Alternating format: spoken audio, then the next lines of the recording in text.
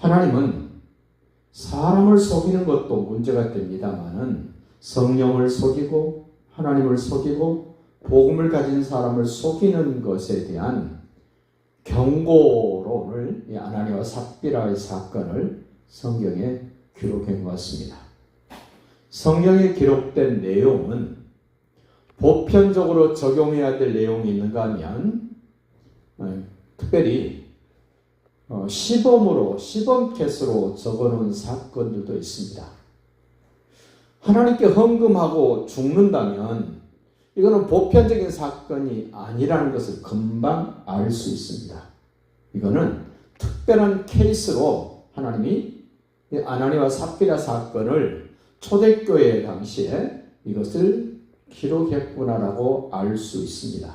특별히 4장 32절에서 37절까지 해서 복음을 받아들였던 사람들이 한 사람도 가난한 사람이 없고 다 필요를 따라 사도들이 나누어 줬다. 그 일에 결정적으로 쓰여진 사람이 한 사람 있습니다. 요셉이라는 사람. 이름은 요셉인데 사도들이 별명을 지어줬습니다. 바나바. 그리고 그 이름을 다시 해석을 하면 권위의 아들. 요셉이라는 이름보다 우리에게는 바나바, 사도들이 붙여준 별명이 더 유명해진 사람 바나바입니다. 그의 행위가 지금 우리에게 소개되고 있는데 그 36절 볼까요? 35절 사도들의 발 앞에 뒀다. 밭과 집을 팔아서 사도들의 발 앞에 뒀다. 사도들이 각자의 필요를 따라 나누어 줬다. 그 중에서 36절 구브로에서 난 네 사람이 있으니 이름은 요셉이라. 부모님이 지어준 이름은 요셉이었습니다. 사도들이 일컬어 바나바라. 사도들이 별명을 붙여줬습니다. 바나바. 그 바나바를 번역했더니 위로의 아들이다. 우리는 위로의 아들보다도 요셉보다도 훨씬 더 익숙해진 이름 바나바. 사도들이 특별히 별명을 붙여줬습니다. 아, 너는 바나바야. 왜 그랬습니까? 37절. 그 바나바가 요셉이 위로의 아들이 밭이 있음에 팔아 그 값을 가지고 사도들의 발 앞에 뒀다. 큰 밭을 팔았는데 몽땅 사도들 앞에 갖다 줍니다. 사도의 권위를 인정해서 그 앞에 갖다 둡니다. 복음의 권위를 인정합니다. 성령님의 권위를 인정하고 예수님의 권위를 인정하고 말씀의 권위 앞에 돈을 갖다 놓습니다. 재산을 갖다 놓습니다. 물질을 갖다 놓습니다. 하나님이 주신 권위, 성령의 권위, 하나님과 예수님의 권위, 말씀의 권위를 인정해서 그 권위를 잘 쓸 수 있는 사도들 앞에 재산을 팔은 돈을 몽땅 전부 갖다 놓았습니다. 이것을 보았던, 이것을 알았던 아나니와 삽비라도 나도 저 요셉처럼 별명을 다시 한번 얻고 싶고 나도 그렇게 여러 사람 앞에서 인정받고 싶다라는 충동이 생깁니다. 욕구가 생깁니다. 우리 여기서 깨달아야 됩니다. 5장 1절 보십시오. 아나니아라는 사람이 그의 아내 삽비라와 더불어 소유를 팔았다. 누구 흉내냅니까? 그 요셉 바나바를 흉내냅니다. 자기도 인정받고 싶은 욕구로 하고 싶지 않은 헌금을 합니다. 재산을 팝니다. 2절 보십시오. 그 값에서 얼마를 감추면 여기 지금 아나니아와 삽비라가 팔은 밭은 큰 밭, 요셉이 팔았던 것처럼 큰 밭이 아닙니다. 작은 밭을 팔았습니다. 그런데 그 파는 돈 중에서도 얼마를 부부가 한마음 한뜻이 돼서 서로 모의를 해서 얼마를 감추고 얼마를 숨기고 얼마를 거짓말해서 사도들에게 갖다 줍니다. 흉내낸 겁니다. 하나님의 사람이 하는 일을 흉내내고 싶은 이 사단의 사람. 그래서 성경은 말씀합니다. 헌금 억지로 하지 마라. 체면체례로 하지 마라. 헌금은 억지로 하면 안 된다. 체면 유지하기 위해서 하는 것도 안 된다. 헌금은 자발적으로 하고 순수하게 해야 한다. 나는 목사기 때문에 헌금해야 돼. 나는 집사고 장로기 때문에 헌금해야 돼. 이런 마음으로 하는 헌금은 의미가 없다는 겁니다. 자, 아나니아와 삽비라가 바친 헌금은 누가 주도하나 보십시오. 3절 볼까요? 베드로가 이르되 아나니아야 어찌하여 사탄이 네 마음에 가득하여 네가 성령을 속이고 땅값 얼마를 감추었느냐. 사단이 주도하는 것 기억하십시오. 성령이 주도하는 것은 순수합니다. 진실합니다. 정직합니다. 있는 대로 합니다. 자발적으로 합니다. 그런데 사탄이가 하는 일은요, 속이는 일을 합니다. 사단이는 속이는 자요, 죽이고 멸망시키는 자요. 여기 지금 딱 그대로 적용되죠. 예수님이 요한복음 8장에서 사단 마귀는 죽이고 멸망시키는 것뿐이요 욕심쟁이요 거짓의 아비다. 요한복음 8장과 요한복음 10장에서 분명하게 예수님이 말씀하셨어요. 사단 마귀는 속이고 죽이고 멸망시키고 욕심을 따라 거짓을 말하는도다. 너희는 너희 아비 마귀를 쫓아서 말하는도다. 이렇게 하시면서 하셨던 내용이 그대로 누구에게 적용되냐면 이 아나니아와 삽비라에게 적용이 됩니다. 사단이 네 마음에 가득했다.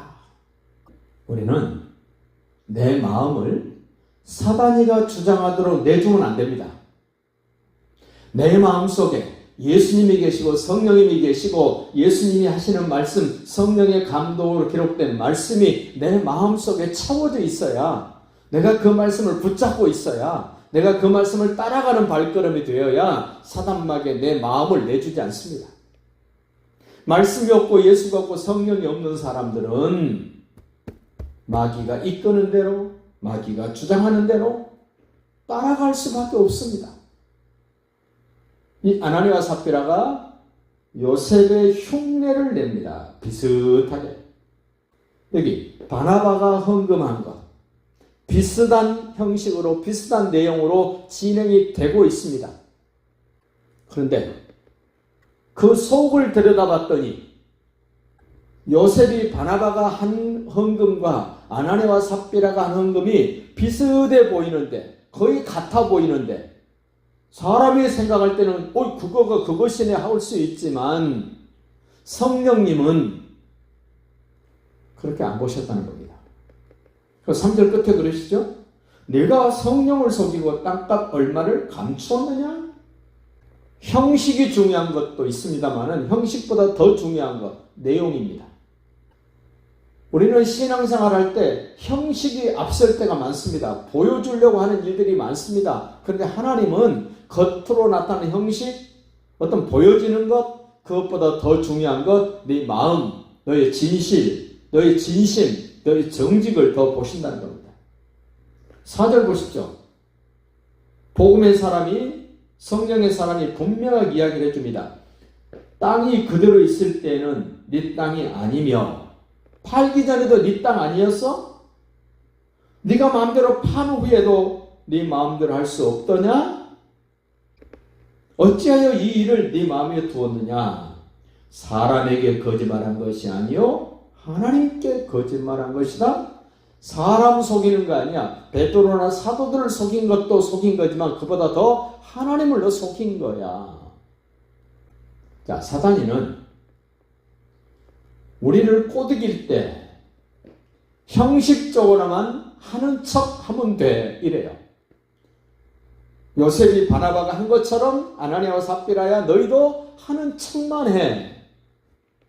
그런데 하나님은 여지없이 경고를 하십니다.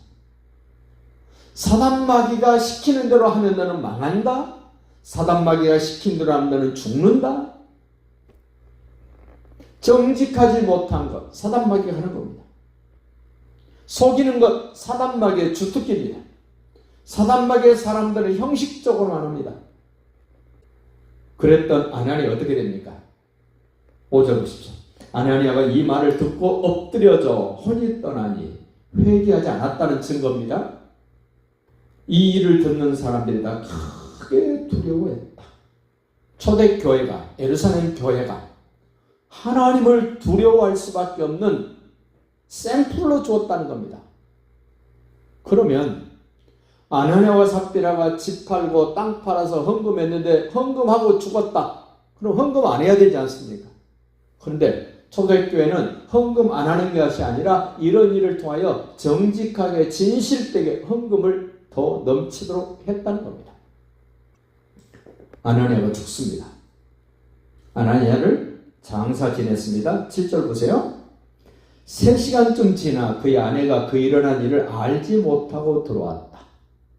자기 남편이 성령 속이고 복음의 사람을 속이고 하나님을 속이고 거짓말한 것을 아나니아가 들통에 나서 죽은 것을 알지 못하고 그의 아내도 어쩜 그렇게 부창무슨지 8절 보십시오. 베드로가 이르되 그 땅 판 값이 이것뿐이냐? 내게 말하라 하니 이르되 예 이것뿐이라 하더라. 사단마귀는 속이게 합니다. 거짓말하게 만듭니다. 욕심내게 만듭니다. 죽이고 멸망시키도록 합니다. 베드로가 이르되 너희가 어찌 함께 꾀하여 주의 영을 시험하려 하느냐. 보라 내 남편을 장사하고 오는 사람들의 발이 문 앞에 이르렀으니 또 너를 메어 내가리라 하니. 자, 사단에게 속는 사람들, 사단마귀는 죽이고 멸망시키는 일을 적극적으로 합니다. 거짓말하고 욕심내서 자기가 더 갖고 싶고 하는 그런 곳으로 사단마귀는 끌고 가서 결국 아나니아도 죽고 그 안에 삽비라도 죽습니다. 곧 그가 베드로의 발 앞에 엎드려져 혼이 떠나는지라 젊은 사람들이 들어와 죽은 것을 보고 메어다가 그의 남편 곁에 장사했다. 사단마귀에 이끌리는 사람들, 사단마귀에 속는 사람들, 거짓말하는 사람들, 자기 욕심을 따라서 말하고 행동하고 결정하는 사람들, 이런 결론이 난다는 겁니다. 이건 초대교회의 경고입니다. 오늘날 교회의 경고입니다. 믿음의 사람들에게 경고하는 겁니다. 헌금하는 사람들에게 경고하시는 하나님이십니다. 자, 아나니아가 죽었을 때 교회의 반응이 나옵니다. 5절 끝에 보십시오. 듣는 사람들이 다 크게 두려워하더라. 무엇을 두려워합니까? 하나님을 두려워하고 성령님을 두려워합니다. 복음 가진 사람들을 두려워합니다. 11절 다시 보세요. 온 교회와 이 일을 듣는 사람들이 다 크게 두려워했다. 무슨 뜻이겠습니까? 교회가, 믿음의 사람들이 함부로 하면 안 되는구나. 욕심내서 하면 안 되는구나. 정직하게 하지 않으면 안 되는구나. 복음을 속이고 하나님을 속이면 안 되는구나라고 두려워했다는 겁니다. 이 두려움은 지금도 가져야 됩니다. 앞으로도 가져야 됩니다. 주님 오실 때까지 이런 두려움은 가져야 됩니다. 하나님을 두려워할 줄 아시기 바랍니다. 예배 때도 하나님을 두려워하고 헌금 때도 하나님을 두려워하고 내가 무언가를 하나님께 드릴 때 두려워하는 마음으로 드리시라는 겁니다. 하나님을 두려워할 줄 아는 사람들은 내 마음을 사단마귀에게 내주면 심각한 일이다. 이거 두려워해야 됩니다. 내가 사단마귀의 꾀임에 빠져서 사단마귀의 이끌림대로 따라가면 난 큰일이구나.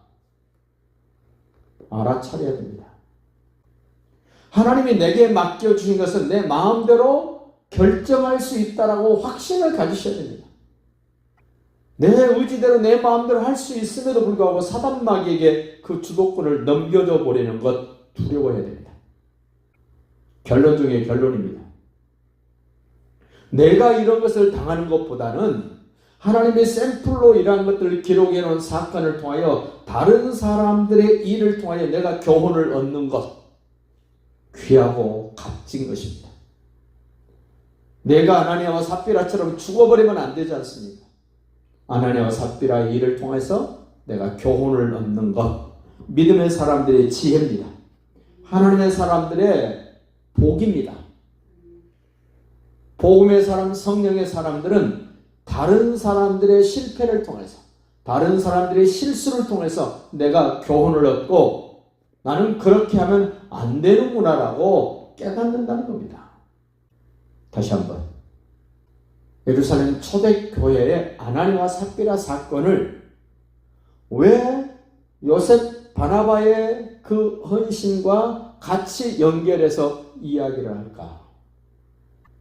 요셉 바나바는 진심으로 정직하게 하나님 앞에 드립니다. 그런데 아나니아와 삽비라는 정직하지 못합니다. 성령의 인도를 받는 것이 아니라 사탄의 이끌림을 받습니다. 그리고 욕심을 차립니다. 거짓말을 합니다. 우리는 앞으로 신앙생활 하시면서 하나님이 경고하신 아나니아와 삽비라 사건을 염두에 두고 나도 사단에게 이끌리고 있나? 나도 죽이고 멸망당할 일을 하나? 내 욕심을 따라서 무엇인가를 결정하고 내가 그렇게 행하고 있나를 다시 한번 생각하시면서 우리는 이런 실수, 이런 잘못, 이런 거짓됨이 없도록 정직하게 진실하게 하나님과의 관계를 맺어가시기를 예수님의 이름으로 축복합니다.